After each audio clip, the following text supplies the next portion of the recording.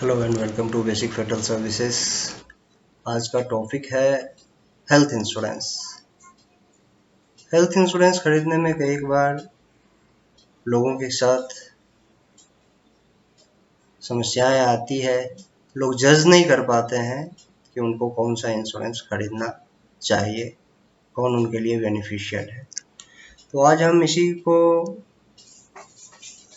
Main focus में रखते हुए चर्चा करने वाले हैं। स्वास्थ्य बीमा खरीदना उतना आसान नहीं होता है।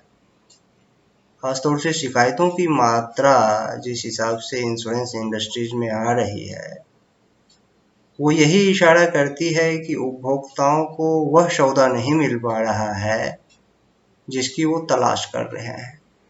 स्पष्ट रूप से कहा जाए कि बीमाकर्ता या तो अपने वादे को पूरा नहीं कर पाते या फिर उपभोक्ता जो हेल्थ इंश्योरेंस खरीदता है वह भ्रमित, उन्हें क्या चाहिए क्या नहीं चाहिए वो डिसाइड नहीं कर पा रहे हैं। ऑप्शंस इतना ज़्यादा है, कई भ्रामक नाम है, हर कंपनी अपने आप को दूसरे से बेहतर साबित करती है, प्रचार करती है, तो लोग इसमें थोड़ा सा कंफ्यूज्ड हो जाते हैं। बेसिक्स हेल्थ इंश्योरेंस का आज मैं चर्चा करूंगा। तो यदि कैटेगराइज किया जाए तो हेल्थ इंश्योरेंस के प्रोडक्ट 4 प्रकार के होते हैं। पहला हेल्थ इंश्योरेंस का पहला प्रोडक्ट जो इंडिविजुअल हेल्थ प्लान की कैटेगरी में रखा जाएगा। यह पारंपरिक रूप से एक स्वास्थ्य बीमा कवर है जिसे अनौपचारिक रूप से मेडिक्लेम पॉलिसी भी कहा जाता है। आमतौर पे अस्पताल के इलाज का खर्च को कवर करता है, बशर्ते कि रोगी कम से कम 24 घंटे के लिए उसमें एडमिट हो। 24 घंटे का कंपलसरी एडमिशन जरूरी है कोई भी हेल्थ इंश्योरेंस क्लेम को पाने के लिए। कवर किए गए खर्चों में bed charges, room rent, nursing charges, surgeon fees,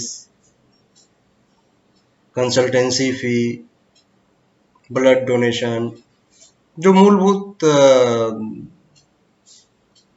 आवश्यकताएं हैं हॉस्पिटलाइजेशन केस की, वो सारे कवर होती है। कुछ कुछ कंपनियों में लिमिटेशन रहता है, कैपिंग रहती है, और HDFC एर्गो जैसी कंपनी विदाउट कैपिंग भी फैसिलिटी प्रोवाइड करती है। क्रिटिकल इलनेस के लिए एक क्लॉज होता है कि 4 साल का, अगर कोई क्रिटिकल इलनेस है तो पहले 4 साल में वो कवर नहीं होता है। आमतौर पे अनक्लेम्ड ईयर के लिए नो क्लेम बोनस मिलता है, जो कि सम एश्योर्ड के अमाउंट में सीधे तौर पे बढ़ोतरी होती है। तो ये इंडिविजुअल हेल्थ प्लान था। अब इंडिविजुअल हेल्थ प्लान नहीं लेके दूसरा प्रोडक्ट है फैमिली फ्लोटिंग पॉलिसी। ये फैमिली फ्लोटर पॉलिसी भी कहा जाता है। इसके basic features individual health plans के जैसे ही हैं। फर्क क्या है कि जैसे एक परिवार में 4 मेंबर हैं तो चारों मेंबर का अलग अलग पॉलिसी नहीं लेकर के एक सिंगल पॉलिसी लिया जाता है और इसमें सारे कवर्ड होते हैं। जैसे कि 5 लाख का एक फैमिली फ्लोटर प्लान लिया गया और 4 मेंबर हैं तो चारों मेंबर को 5-5 लाख रुपया तक का कवर्ड होता है। यह पॉलिसी इंडिविजुअल के द्वारा खरीदा जा सकता है और इसमें कवर्ड पति पत्नी और उसके 25 साल तक के उम्र के बच्चे, किसी किसी कंपनी में 21 साल और बाकी कंपनी में 25 साल तक के आश्रित बच्चों को कवर मिलता है।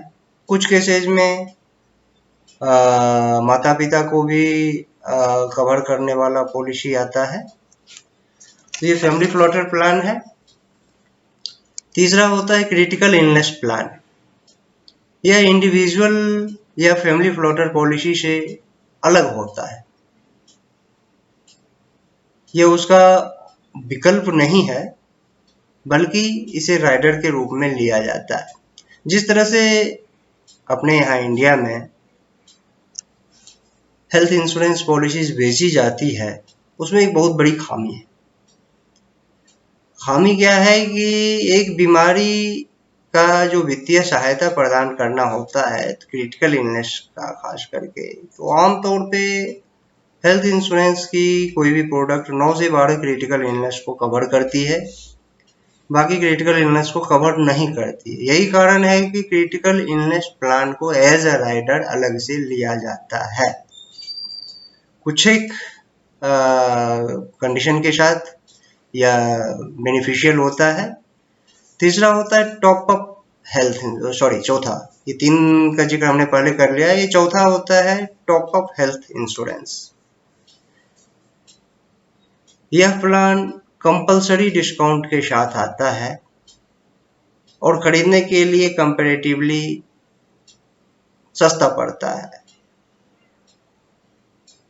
डिडक्टिबल वह प्रारंभिक राशि है, इसको समझना जरूरी है। डिडक्टिबल अमाउंट क्या है? डिडक्टिबल अमाउंट वह प्रारंभिक राशि है जो टॉप अप प्लान का लाभ उठाने के लिए बीमाकर्ता के जेब पर कोई भी लोड डाले बगैर उसको फुलफिल करता है। तो ये 4 कैटेगरी था हेल्थ इंश्योरेंस से रिलेटेड। आपने इतने सब्र के साथ सुना, बहुत बहुत धन्यवाद। अगली बार अगली टॉपिक के साथ आएंगे, तब तक के लिए धन्यवाद।